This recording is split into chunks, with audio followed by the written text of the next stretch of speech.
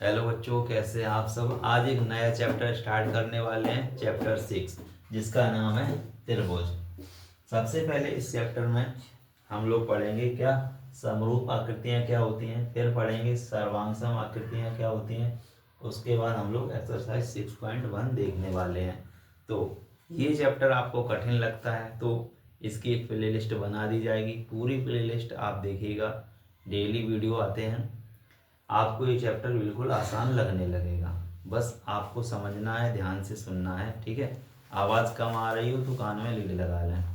चलिए, क्या है देखते हैं समरूप आकृतियां क्या होती हैं। समरूप आकृतियां मतलब सिमिलर फिगर्स, एक जैसी आकृतियां। समरूप का मतलब क्या होता है, एक जैसी, देखने में जो एक जैसी लगे उन्हें कहते हैं क्या, समरूप आकृतियां। जैसे यहाँ पे देखो, ये वृत्त है और ये भी वृत्त है, दोनों वृत्त हैं तो ये दोनों वृत्त क्या हैं, ये हैं समरूप, ठीक है। क्योंकि देखने में एक जैसे हैं, बड़े छोटे हों कोई दिक्कत नहीं, देखने में एक जैसे लगें तो ये समरूप। जैसे एक लड़का और एक और लड़का, कोई लड़का छोटा कोई बड़ा है तो लड़का, तो वो भी समरूप होगा, है ना।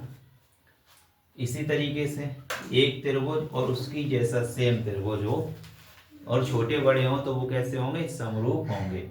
अब यहाँ पर देखिए दो आकृतियां हैं, एक क्या है, वर्ग है, दूसरी क्या है, वृत्त है। क्या ये समरूप हैं? नहीं, ये समरूप नहीं है, क्योंकि एक वर्ग है और एक वृत्त है। यहाँ पर देखिए एक रेखा है और एक और रेखा है, तो क्या ये समरूप हैं? हाँ, तो ये कैसी हैं, समरूप हैं, ठीक है। तो समझ में आ गया होगा, एक जैसी आकृतियां देखने में एक जैसी लगें उन्हें समरूप आकृतियां कहते हैं।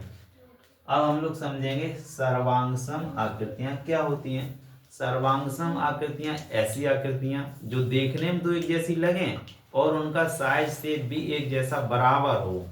यानी कि सर्वांगसम का मतलब होगा बिल्कुल कैसा, बराबर। जैसे ये है अगर वर्ग, इसकी अगर भुजा 3 है तो एक और वर्ग होगा उसकी भी भुजा 3 होगी, तो ये कैसे होंगे, तब ये होंगे सर्वांगसम। यानी कि एक जैसे तो हों और उनका साइज भी कैसा हो, बिल्कुल एक के बराबर दूसरे का हो, तो वो होगा सर्वांगसम।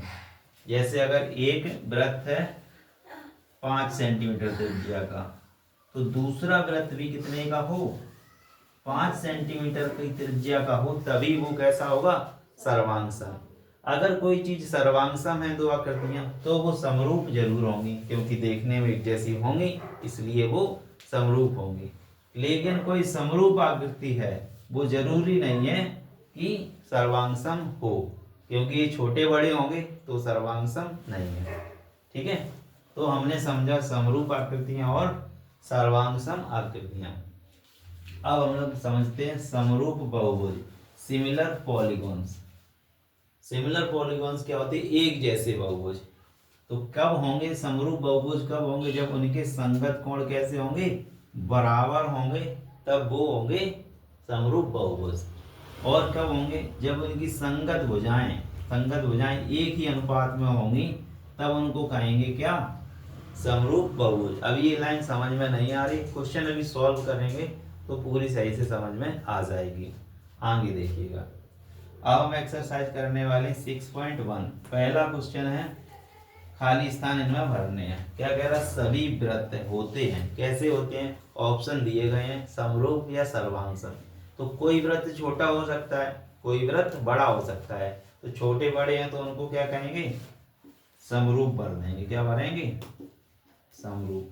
इसी तरीके से दूसरा देखिए, सभी वर्ग होते हैं। सभी वर्ग कैसे होते हैं, कोई वर्ग छोटा है, कोई बड़ा है, कोई उससे और बड़ा है, तो ये सारे वर्ग कैसे हैं, देखने में तो वर्ग ही है ना, तो क्या हो जाएगा, तो हो जाएंगे ये समरूप। तो यहाँ भी क्या भरेंगे, समरूप आकृतियां, सभी वर्ग समरूप होते हैं।